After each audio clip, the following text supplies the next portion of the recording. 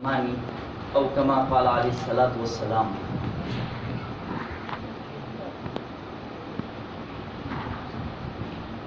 بہت ہی عزت کے لائق عزیزوں، دوستوں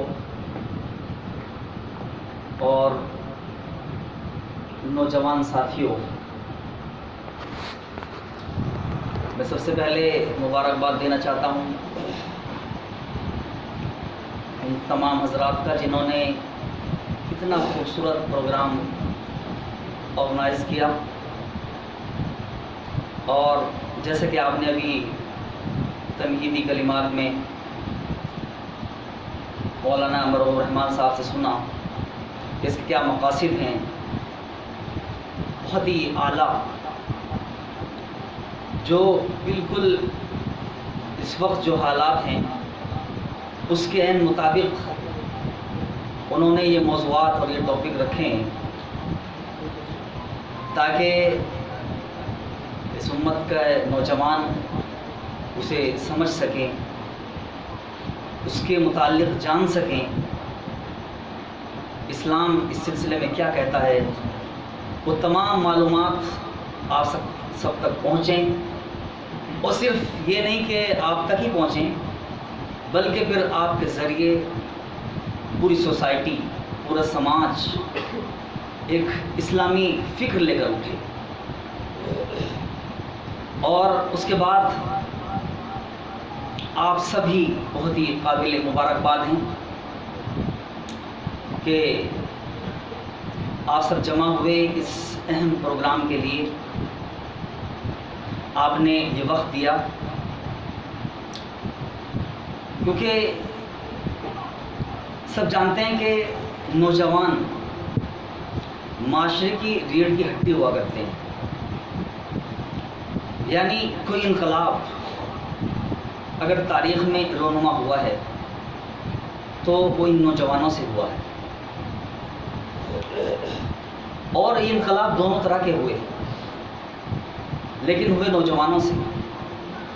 کچھ ایسے بھی ہوئے جو صحیح ثابت نہیں ہوئے، وہ سوسائٹی کو، معاشرے کو، سماج کو غلط راہ پر لے گئے، لیکن جن کے اندر صحیح ایمان تھا، جن کے اندر اسلامی فکر تھی، وہ اسلامی کلچر، تہذیب و تمدن سے واقف تھے، انہوں نے معاشرے کو اسلامی بنایا، انہوں نے سوسائٹی کو مثالی بنا دیا، اور یہ نوجوانوں نے کیا۔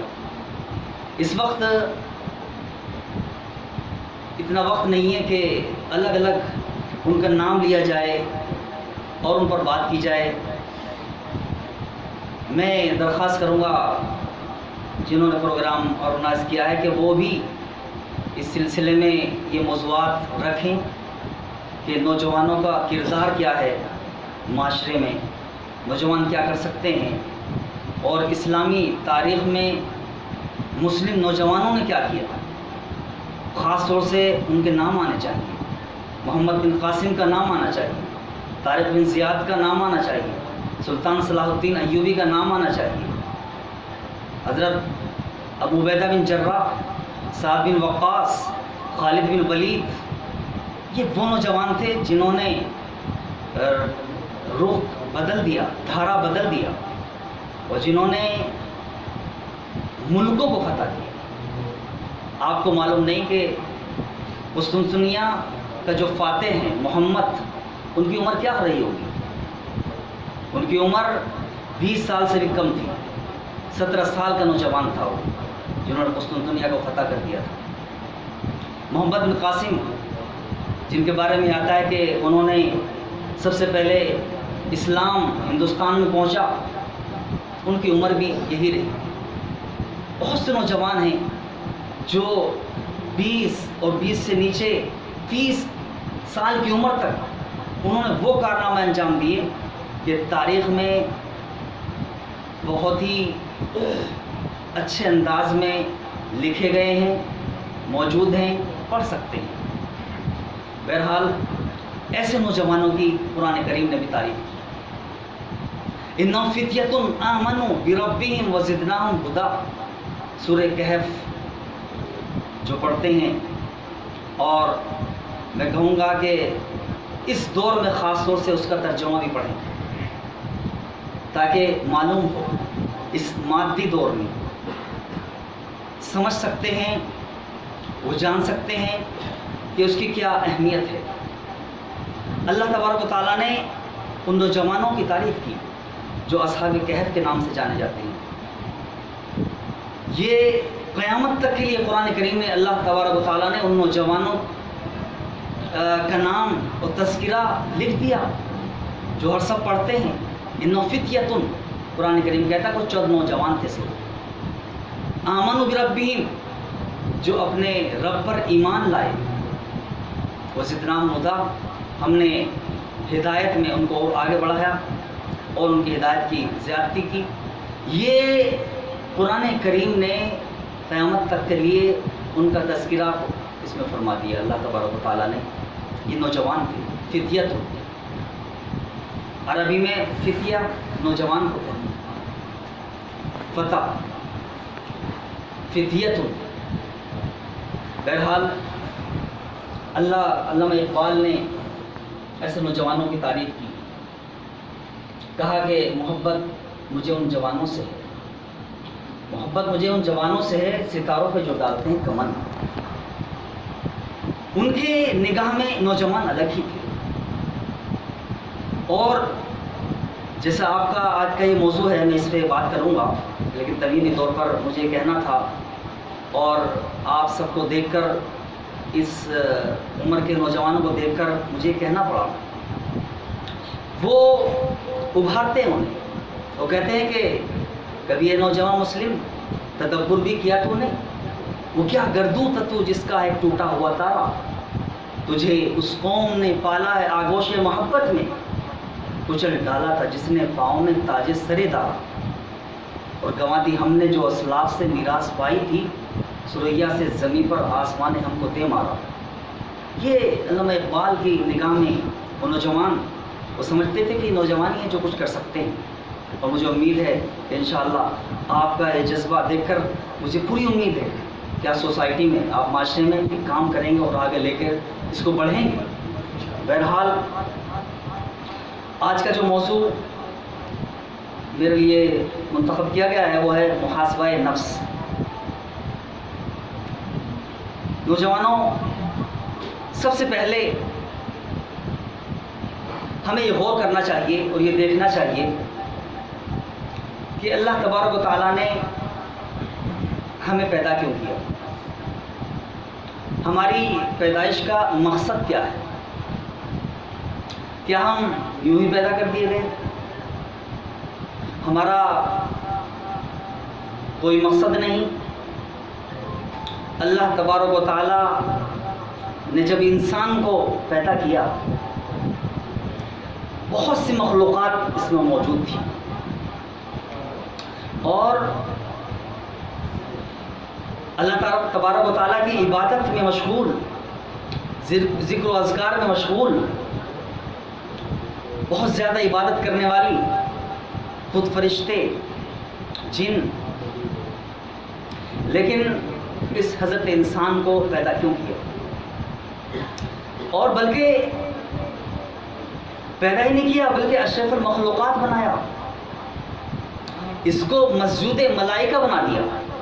यानी मस्जिद मलाइका यानी फरिश्तों ने सजदा किया है हज़रत इंसान की पैदाइश पर। हज़रत आदम अलैहिस्सलाम को जब अल्लाह तबारक व तआला ने पैदा किया, उस वक्त सबको सजदा करने का हुक्म दिया और उन्होंने सजदा किया। लेकिन एक शैतान था जो जिन्होंने सजदा नहीं किया, और वो रांदे दरगाह हुआ। तो हमें ये देखना है कि अल्लाह तबारक व तआला ने जो अशरफुल मखलूक़ात बनाया और इंसान को पैदा किया, क्यों? कुरान करीम ने ख़ुद इसका जवाब दिया कि वमा खलक़तुल जिन्न वल इंस इल्ला लियअबुदून, कि हमने जो जिन इंसानों को पैदा किया है, इसका मकसद इबादत है, इसका मकसद اطاعت ہے. اس کا مقصد اللہ تبارک و تعالیٰ کے احکام کے مطابق زندگی گزارنا.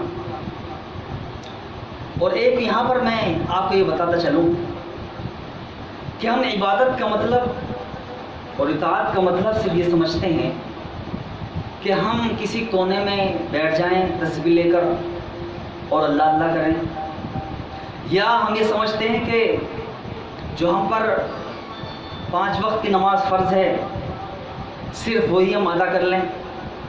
یعنی جب تک ہم مسجد میں ہوں تو اللہ کی عبادت، اللہ کی اطاعت، مسجد سے باہر ہوں تو پھر ہماری اپنی زندگی. عبادت کا اور اطاعت گزاری کا یہ مطلب بالکل ہے ہی نہیں. دنیا کے تمام کام جو جائز ہیں، جو مباح ہیں، صحیح نیت کے ساتھ کرنا یہ عبادت ہے. یعنی کوئی بھی ایسا کام جو جائز ہے، اگر ہم خواہ مکمل دنیا بھی ہو لیکن اگر ہم نیت خالص کر لیتے ہیں تو وہ ہمارا عبادت ہے. مثلا روزی کمانا یہ خالص دنیاوی کام ہے. انسان اپنے کھانے پینے کے لیے روزی کماتا ہے، لیکن اگر ہماری نیت خالص ہو جائے اور ہم صرف یہ سوچنے لگیں کہ ہم جو یہ روزی کما رہے ہیں اور تجارت کر رہے ہیں، اس کے ذریعے جو اللہ کا جو حق ہے وہ بھی ادا کریں گے، جو غریبوں کا حق ہے وہ ادا کریں گے، تو یہی عبادت بن جاتا ہے. تو کوئی بھی دنیاوی کام اگر ہم خالص اخلاص کے ساتھ، خالص نیت کے ساتھ اگر ہم کام کریں تو وہ ہمارا کام عبادت ہے. تو عبادت کا یہ مطلب ہے.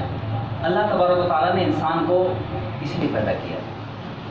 اب ہمیں یہ دیکھنا ہے، ہمیں غور کرنا ہے کہ آیا ہم اللہ تبارک و تعالیٰ کی عبادت، اس کی اطاعت کر رہے ہیں یا نہیں. اور یہی آپ کا آج کا موضوع ہے، محاسبہ نفس. یعنی ہم اپنے کو ٹٹولیں، اپنے کو دیکھیں، اپنے کو پرکھیں، اپنے کو جانچیں کہ کیا ہم اپنا پورا کام جو صبح سے شام تک کرتے ہیں، کیا کوئی اس طرح کا کام ہے جو اللہ تبارک و تعالیٰ کو ناراض کرتا ہے. کوئی ایسا کام کر رہے ہیں ہم کہ جس سے اللہ تبارک و تعالیٰ کو کی ناراضگی ہم مول لے رہے ہیں. اللہ کے رسول صلی اللہ علیہ وسلم کی سنتوں کو پامال تو نہیں کر رہے ہیں، ان کے خلاف زندگی تو نہیں گزار رہے ہیں. یہ ہے محاسبہ نفس. عزیز نوجوانوں، ہم صبح سے شام تک جو ہم عمل کرتے ہیں، جو ہم کام کرتے ہیں، اگر ہم چاہیں تو ہمارا ایک ایک لمحہ عبادت بن سکتا ہے. ہمارا ایک ایک لمحہ اطاعت گزاری میں گزر سکتا ہے. بس صرف اور صرف ہمیں اپنے کو نیت بدلنا ہے، اپنی نیت خالص کرنا ہے. اللہ تبارک و تعالیٰ نے قرآن کریم میں ارشاد فرمایا، یا ایھا الذین آمنوا اتقوا اللہ ولتنظر نفس ما قدمت لغد واتقوا اللہ ان اللہ خبیر بما تعملون. کہ اے ایمان والو، اللہ تبارک و تعالیٰ سے ڈرو، تقوی اختیار کرو. ولتنظر نفس ما قدمت لغد، اور ہر ایک کو یہ سوچنا چاہیے، یہ دیکھنا چاہیے کہ اس نے کل کے لیے یعنی قیامت کے لیے کیا پیش کر رکھا ہے. اگر ہم دن بھر کے کسی لمحے میں بھی ہم یہ سوچ لیں اور پھر اسی کے مطابق زندگی گزار لے، تو یہی محاسبہ نفس ہے۔ قرآن کریم میں دوسری جگہ اللہ تبارک و تعالیٰ کا ارشاد ہے کہ اما من خاف مقام ربی ونہى النفس عن الهوى فإن الجنة هي المأوى، کہ ہر ایک کو سب سے پہلے یہ سوچنا ہے کہ ایک دن ہمیں اس دنیاوی زندگی سے جانا ہے اور اللہ تبارک و تعالیٰ کے سامنے حاضر ہونا ہے، اس کے سامنے کھڑا ہونا ہے، جواب دینا ہے، اور ہر چیز کا جواب دینا ہے۔ عمر کہاں گزاری، یہ جسم ہم نے کہاں برباد کیا، یہ مال کہاں خرچ کیا، کہاں سے کمایا۔ حدیث میں تو آتا ہے کہ جب تک قیامت میں 4 چیزوں کا سوال نہ ہو جائے انسان دوسرا قدم نہیں رکھ پائے گا۔ اس میں پہلے اس کی عمر، کہ اس نے عمر کیسے کمائی، کیا کیا کام کیا۔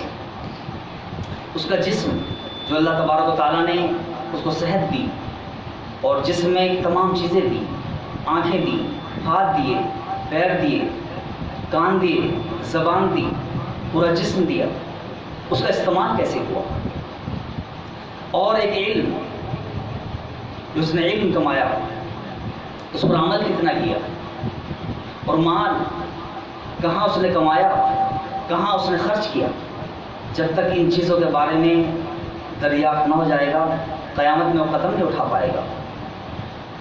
تو وَمَنْ خَافَ مَقَامَ رَبِّهِ، جو اپنے رب کے سامنے حاضر ہونے سے ڈر گیا، یعنی جسے یہ خوف ہو گیا کہ ایک دن ہمیں جانا ہے اپنے رب کے سامنے، اپنے مالک کے سامنے، اپنے خالق کے سامنے جواب دینا ہے تمام چیزوں کا، تمام نعمتوں کا جو اللہ تبارک و تعالیٰ نے اسے دی۔ وَنَهَى النَّفْسَ عَنِ الْهَوَىٰ، اور اپنے نفس کو خواہشات سے ہٹا دیا، دور کر دیا۔ اپنے نفس کو خواہشات نہیں، جیسا اس کا من کہہ رہا ہے ایسے کر لیا، یہ نہیں، بلکہ زندگی اس انداز میں گزاری جو اسلام کہتا ہے، جو اللہ کہتا ہے، جو اللہ کے رسول صلی اللہ علیہ وسلم نے فرمایا ہے، اس کے مطابق زندگی گزاری، تو پھر اس کا فَإِنَّ الْجَنَّةَ هِيَ الْمَأْوَىٰ، اس کا ٹھکانہ جنت ہے۔ اللہ تبارک و تعالیٰ نے، اور پھر ظاہر ہے جنت کی جو نعمتیں اس کے سلسلے میں ہم تصور بھی نہیں کر سکتے۔ قرآن کریم کی ایک اور آیت، قد افلح من زکاها وقد خاب من دساها، یہ بھی اپنے نفس کے سلسلے میں ہے۔ ہم کامیابی اپنے طور پر سمجھتے ہیں، کوئی کامیابی مال کو سمجھتا ہے، کوئی کامیابی عزت کو سمجھتا ہے، اپنے اپنے طور پر سمجھتا ہے کہ وہ شخص کامیاب ہے۔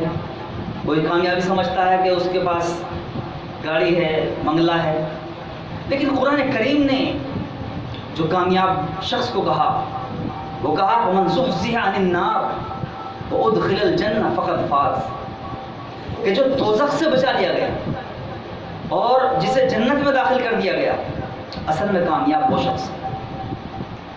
اور کیسے کامیاب ہوگا انسان؟ قد افلح من زکاها، جو اپنے نفس کو درست کر لے، جو اپنے نفس کا تزکیہ کر لے، جو اپنے نفس کی اصلاح کر لے، جو اپنے اصلاح کر لے، وہ کامیاب ہے۔ اور نفس کی اصلاح یعنی انسان کے دل میں بغض نہ ہو، حسد نہ ہو، جلن نہ ہو، دشمنی نہ ہو، کسی کے متعلق بدگمانی نہ ہو۔ یہ وہ چیزیں جو نفس کو کی اصلاح کرتی ہیں۔ وقد خاب من دساها، اور جس نے انہی گندگیوں میں رکھا، فقد خاب، تو وہ ناکام ہے، وہ نامراد ہے۔ لہذا نوجوانوں، ہمیں چاہیے کہ ہم سب سے پہلے اپنی اصلاح کریں، اپنے نفس کو دیکھیں کہ کیا ہمارا نفس خواہشات کے پیچھے تو نہیں بھاگ رہا۔ حضور اکرم صلی اللہ علیہ وسلم کا ارشاد ہے، جو میں نے شروع میں حدیث پڑھی کہ الکیس من دان نفسا، ہر شخص سمجھتا ہے کہ میں عقل مند ہوں، میں دانا ہوں، لیکن حضور اکرم صلی اللہ علیہ وسلم نے فرمایا کہ عقل مند وہ ہے جو اپنے نفس کو ٹٹولتا رہے، اپنے نفس کا محاسبہ کرتا رہے، اپنے نفس کو پرکھتا رہے، اپنے نفس کو جانچتا رہے، اپنے کو دیکھتا رہے کہ اس نے کیا کیا، کہ اس نے کوئی ایسا کام تو نہیں کیا جو کل قیامت میں شرمندگی کا سبب نہ ہو، یا اس نے کوئی ایسا کام کیا جو ہمارے لیے ثواب و خیر و برکت کا ذریعہ بنے۔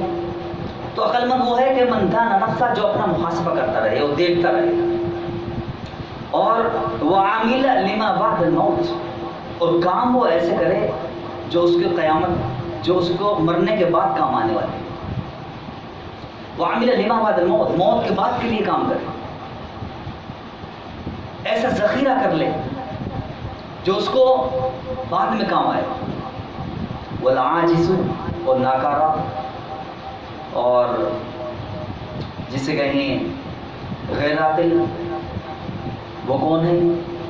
من اتبع نفسہ ہواہ، جو اپنے نفس کو خواہشات کے پیچھے لگاتے، وہ ناکارہ ہے، اس کے اندر عقل نہیں، بس خواہشات کے پیچھے جیسا من کہہ رہا ہے ایسا کر رہا ہے انسان، جو چاہے اپنی مرضی سے کر رہا ہے۔ اور وہ تمنا اللہ، اور اللہ سے پھر امیدیں رکھ رہا ہے۔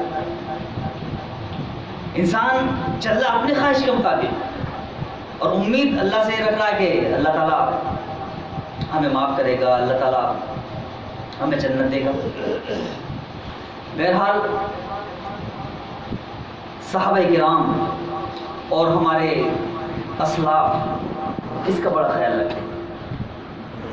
حضرت ابو بکر رضی اللہ تعالیٰ عنہ کے سلسلے میں آتا ہے، اور حضرت ابو بکر کون ہیں؟ حضور اکرم صلی اللہ علیہ وسلم کے بعد مخلوق میں سب سے افضل، جو خلیفہ اول ہیں، جو حضور اکرم صلی اللہ علیہ وسلم کے ساتھ آپ کے دعوت و تبلیغ میں مسلسل آپ کا ساتھ جنہوں نے دیا، جنہیں یار غار کہا جاتا ہے، وہ ان کا یہ حال میں آپ کو بتا رہا ہوں کہ وہ پرندوں کو دیکھتے تو رونے لگتے۔ ایک مرتبہ آپ ایک صحابی کے باغ میں تھے، ایک پرندے کو دیکھا کہ وہ چہک رہا ہے، کبھی ادھر جا رہا ہے، کبھی ادھر جا رہا ہے، کچھ کھا رہا ہے، پھل کھا رہا ہے۔ آپ رونے لگے، بہت روئے۔ پوچھا کہ آپ کیوں رو رہے ہیں؟ فرمایا کہ میں اس پرندے کو دیکھ کر رو رہا ہوں کہ دیکھو یہ چہک رہا ہے، کھا رہا ہے، ایک درخت سے دوسرے طرف پر جا رہا ہے، مستی کر رہا ہے، اور ایک دن یہ مر جائے گا، اس کا کوئی حساب و کتاب بھی نہیں ہوگا، کوئی عذاب نہیں ہوگا۔ تو کہتے تھے کہ کاش میں پرندہ ہوتا۔ یہ حضرت ابو بکر کا حال ہے، جو میں نے بتایا کہ اللہ کے رسول صلی اللہ علیہ وسلم کے جو بالکل ساتھ رہے خلیفہ اول ہیں، ان کا یہ حال تھا۔ حضرت عمر فاروق رضی اللہ تعالیٰ عنہ، جو خلیفہ ثانی ہیں، جن کے بعد حضرت ابو بکر کے بعد جن کا مرتبہ ہے، ان کا بھی یہی حال ہے۔ ان کے سامنے کوئی بھی ایسی آیت آتی جو عذاب کی ہوتی، روتے۔ آپ پڑھ رہے تھے سورۃ طور، آیت آئی ان عذاب ربک لواقع، کہ تمہارے رب کا عذاب ضرور واقع ہونے والا ہے، آنے والا ہے۔ اتنا روئے، اتنا روئے، اتنا روئے کہ آپ کی طبیعت خراب ہو گئی۔ یہ ان لوگوں کا حال تھا، اور فرماتے تھے کہ حاسبوا انفسکم قبل ان تحاسبوا، کہ اپنے نفس کا محاسبہ کرتے رہا کرو، اپنے کو جانچتے رہا کرو، ٹٹولتے رہا کرو، اس سے پہلے کہ تمہارا حساب ہو۔ قیامت میں اپنے محاسبے سے پہلے اپنا جائزہ لیتے رہا کرو کہ ہم نے کیا کیا، ہم نے سال گزر گیا تو اس سال میں کیا کیا، مہینہ گزر گیا تو اس مہینے میں ہم نے کیا، بلکہ دن گزر گیا تو ہم نے دن میں کیا کیا۔ کمپنی پروڈکٹ بناتی ہے، وہ بازار میں بیچنے کے لیے اس کی قیمت متعین کرتی ہے، اور جب وہ بک جاتا ہے تو پھر کمپنی کے مالک اور ان کے اور دوسرے یہ غور کرتے ہیں اور دیکھتے ہیں کہ کتنا نفع ہوا، کتنا نقصان ہوا، پھر اسی کے مطابق وہ آگے بڑھتے ہیں۔ انہیں نقصان ہوا تو اس پر غور کرتے ہیں کہ کیا نقصان ہوا، اور فائدہ ہوتا ہے تو یہ کوشش کرتے ہیں کہ زیادہ فائدہ ہو۔ کوئی کمپنی بلکہ ہر تاجر، ہر بزنس مین یہ سوچتا ہے، وہ دن بھر میں اپنا جائزہ لیتا ہے کہ کیا اس نے کمایا، کیا اس نے کھویا، کیا اس نے پایا۔ تو کیا ہمارا یہ حق نہیں ہے کہ ہم اپنے نفس کے سلسلے میں غور کریں، اپنے بارے میں غور کریں کہ ہم نے کیا کھویا دن بھر میں، ہم نے کیا پایا، ہم سے کوئی ایسا گناہ تو نہیں ہوا جس سے اللہ ناراض ہو، کوئی ایسی بات، کوئی کسی کا دل تو نہیں دکھایا ہم نے، کہ یہ ہمارا حق نہیں کہ صبح سے شام تک ہم نے کیا کیا اس پر غور کر لیں۔ اگر ہم نے کوئی برا کام کیا تو توبہ کر لیں، گناہ کیا توبہ کر لیں، اور اگر اچھا کام کیا ہے تو کوشش کریں کہ آئندہ اس میں استمرار باقی رہے، اسے کرتے رہیں۔ ہم نے کتنی نمازیں جماعت سے پڑھی، کتنی ہم نے قضا کی، کون سی ایسی نماز جو ہم نے پڑھی ہی نہیں، کتنی سنتیں چھوڑی۔ حضرت ابوبکر، حضرت عمر رضی اللہ تعالیٰ عنہ فرمایا کرتے تھے کہ اپنا محاسبہ کرتے رہا کرو۔ ہم یہ محاسبہ کرتے رہیں گے تو انشاءاللہ قیامت میں ہمارے ساتھ جو ہوگا ہم سب فخر کریں۔ لہذا نوجوانوں، آج کا جو یہ ٹاپک تھا اس کا خلاصہ یہی ہے کہ ہم اپنے سلسلے میں غور کریں کہ ہم کیا کر رہے ہیں، ہم زندگی کس انداز میں گزار رہے ہیں، اور آخری بات یہ کہ صرف یہ نہیں کہ ہم اپنی زندگی کیسے گزار رہے ہیں، بلکہ اس کے ساتھ ساتھ ہم کیونکہ خیر امت ہیں، ہمارے لیے یہ بھی ضروری ہے کہ ہم سوسائٹی اور معاشرے میں ہمارے جو دوسرے بھائی ہیں ان کے بارے میں غور کریں، ان کے بارے میں بھی سوچیں کہ ان کی زندگی کس طرح گزر رہی ہے، کیا ان کی زندگی ایسے تو نہیں گزر رہی کہ جو غیر اسلامی ہو۔ آج کا سب سے بڑا جو مسئلہ ہے وہ یہی ہے کہ ہم نے دین کو صرف مسجد تک محدود کیا ہے۔ ہم یہ سمجھتے ہیں کہ ہم مسجد میں آئے اور چلیے ہم نے عبادت کر لی، بس اب ہمارا ختم ہو گیا۔ لیکن اسلام صرف محدود نہیں عبادتوں پر، اسلام ہر چیز کی بات کرتا ہے، وہ اخلاقیات کے بارے میں بھی بات کرتا ہے، وہ ہمیں تجارت ہو، رہن سہن ہو، معاشرہ ہو، سوسائٹی ہو، ہر سلسلے میں گفتگو کرتا ہے، اور ہر سلسلے، ہر موضوع پر اور شعبے میں ہماری رہنمائی کرتا ہے۔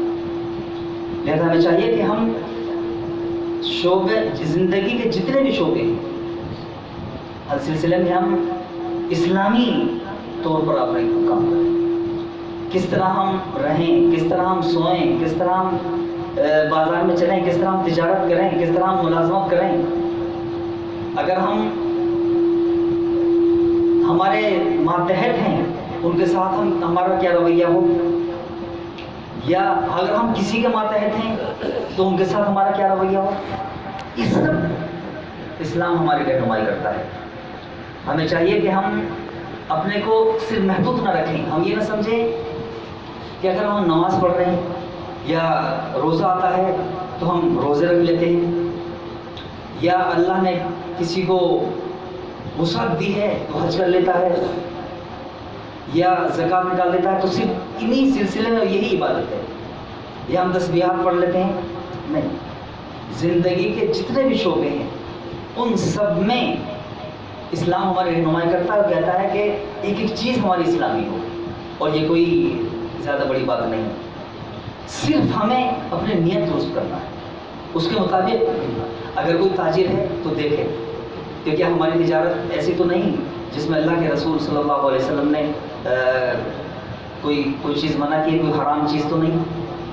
اگر کوئی ملازم ہے تو دیکھے کہ وہ کس انداز میں دیانتداری کے ساتھ ملازمت کر رہا ہے، یا اگر گارجن ہے، ماتحت اس کے بہت سے لوگ ہیں، تو دیکھے کہ ان تمام کے حقوق ہم ادا کر رہے ہیں نہیں کر رہے ہیں۔ اگر کوئی کھیتی کر رہا ہے تو کیا کوئی ایسا کام تو نہیں ہو رہا ہے کہ جو ناجائز ہو، جو حرام کے دائرے میں آتا ہو۔ کوئی دکان پر ہے تو اس انداز کی ہماری تجارت تو نہیں ہو رہی ہے کہ کہیں حرام کا اس میں لقمہ جا رہا ہو۔ یہ سب چیزیں ہیں جو ہم محاسبہ کرنے کی ہیں، اور یہی ہے جو آپ کا آج کا یہ ٹاپک تھا، جو آپ کا یہ موضوع تھا، کہ ہم اپنے کو دیکھیں، سب سے پہلے اپنی اصلاح کریں، محاسبہ کرتے رہیں، غور کرتے رہیں، اپنے کو پرکھتے رہیں، جانچتے رہیں کہ ہم نے کیا کھویا، ہم نے کیا پایا، دن بھر میں ہم نے کیا ایسی چیز کی، دن بھر میں کوئی ہم سے ایسا گناہ تو نہیں ہوا، تاکہ ہم اس کی توبہ کر لیں۔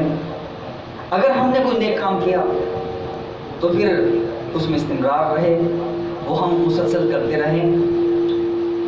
بس میں اسی پر اپنی بات کو ختم کرتا ہوں، اور امید کرتا ہوں کہ انشاءاللہ جو باتیں یہاں پر ہوئی ہیں اس پر سب آپ عمل کریں گے۔ اللہ تعالیٰ ہمیں بھی عمل کی توفیق عطا فرمائے، آپ سب کو بھی عمل کی توفیق عطا فرمائے۔ اور پھر میں مبارکباد دیتا ہوں جنہوں نے پروگرام آرگنائز کیا ان کو بھی، اور آپ جو یہاں پر آئے اور آپ نے جو جذبہ دکھایا، اسلامی جذبہ، اسلام کو سیکھنے کا، اسلامی کلچر، اسلامی تہذیب، اسلامی تاریخ سیکھنے کا جو آپ نے جذبہ دکھایا، آپ بھی بہت ہی قابل مبارکباد ہیں۔